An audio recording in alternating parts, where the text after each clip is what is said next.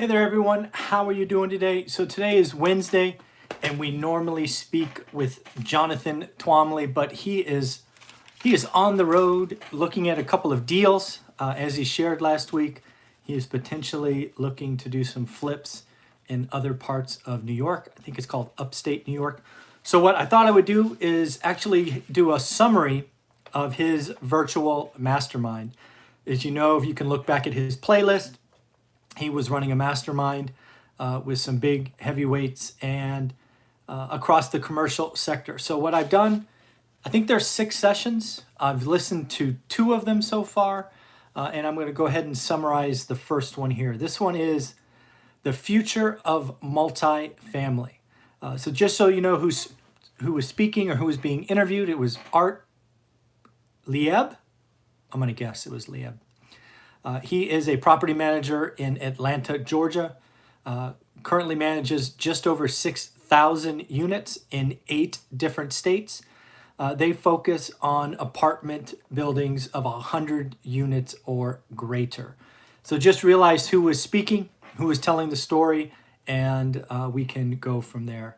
So a lot of the conversation in the beginning focused on this health crisis, what has happened from the property management side, and essentially, kind of what you would expect, and a few things maybe you didn't expect. First off, they closed leasing offices, and they turned all tours into virtual tours. Kind of expected the virtual tours. A little shocked on the leasing office. I thought maybe you could put plexiglass or something there, but again, I don't manage anything with a leasing office, and frankly, I have a property manager, so maybe I don't understand the intricacies of that. A lot more cleaning and other safeguards for the various parts of the apartment community. Lots of things were shut down: gyms, pools, even parks that generally kids would play on were all shut down. They did indicate that they got some pushback from tenants for lack of services. It didn't sound like it was overwhelming, but it sounded like it was pretty common, right?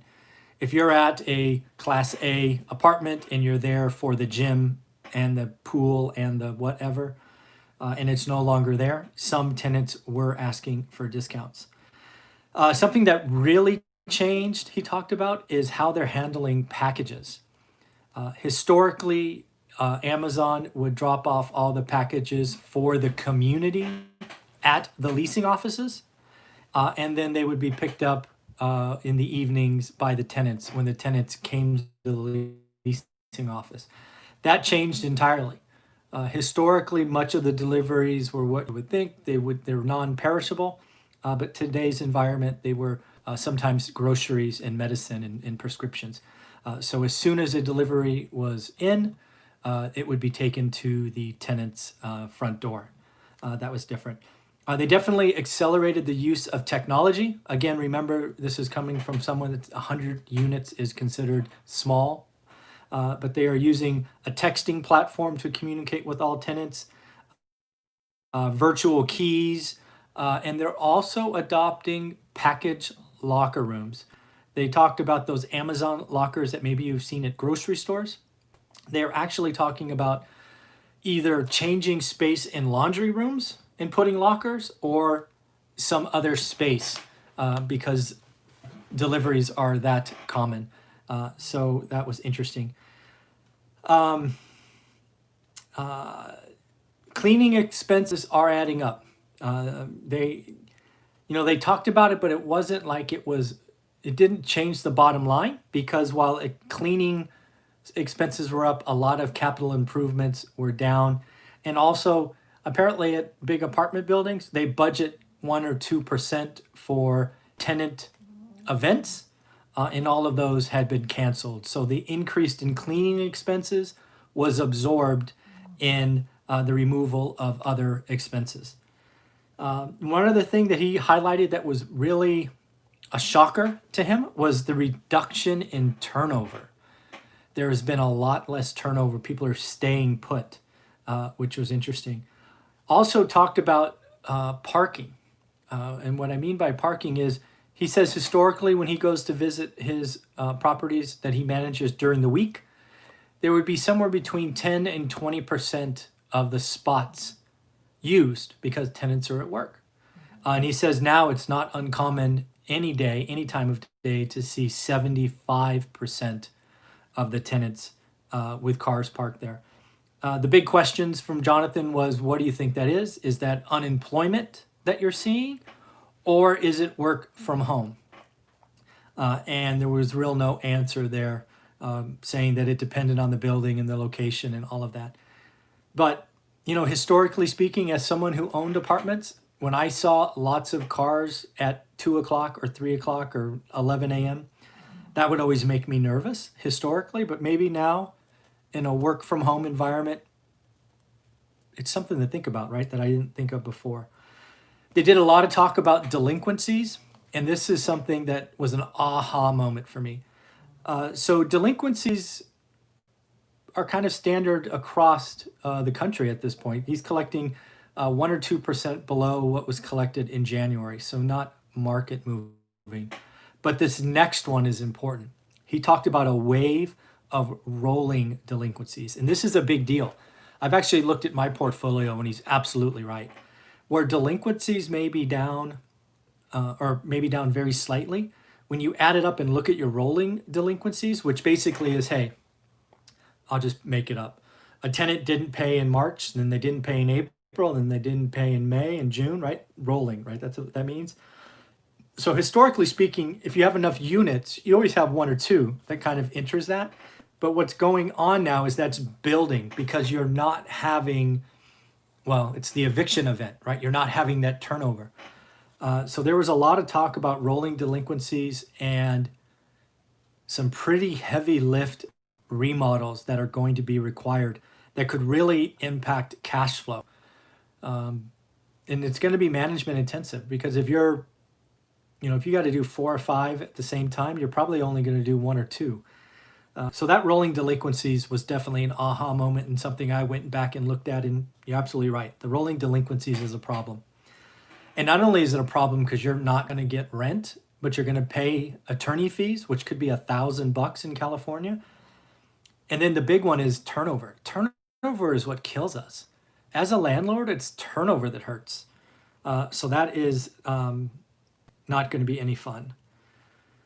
Talked about used to be 2 or 3 delinquencies in this rolling category, and now there's 10 or 20. So a 10x rolling delinquency, which it's going to make this second half a big problem.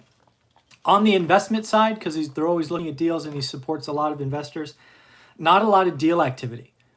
He talked about buyers wanting a 15% discount, but sellers only want a 5% discount. So that was pretty telling. Not sure where it's going to go there. I think this rolling delinquencies is going to sneak up and bite some people. I know I'm already actively managing it and creating plans. So we will see. What else? Oh, talked about creating almost like WeWork or telework spaces.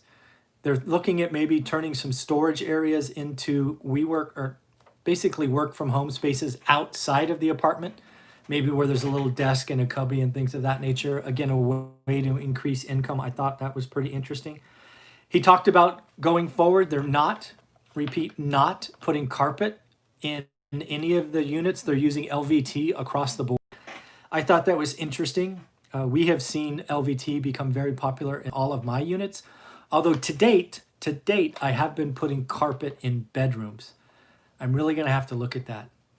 LVT is a little bit more expensive, but it'll survive 5 to 7 years and multiple tenants if there's turnover. So, but when you think of carpet and you get remnants, I don't know. I have to think about that. But I noted it. I understand why you would do that for sure. And then finally, there was talk about rent growth. What is the plan for that? What are you seeing? Essentially, everybody is forecasting 0 rent growth for 2020 and 2021. That surprised me. I think it's right, but that surprised me. They're working in 2% rent growth in 2022.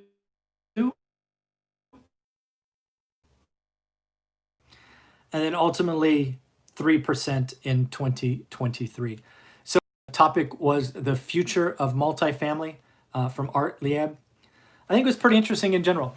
Again, a lot of talk about multifamily categories A through C. There's a general belief that the unemployment benefits at 600 are helping the C-class tenants the most. So if that is not extended, that is the greatest issue. There is some discussion of Class A tenants moving and going to first-time homes. So that is interesting. And yeah, so I thought that was a pretty interesting discussion. Do me a favor, if you have a question, I just saw one pop up, leave it in the comments, and I will do my best to answer Saturday when I answer all subscriber questions. All right, everybody, take care. I will talk about hotels next. Hotels is the second video I have watched, the future of hotels. All right, take care. Bye.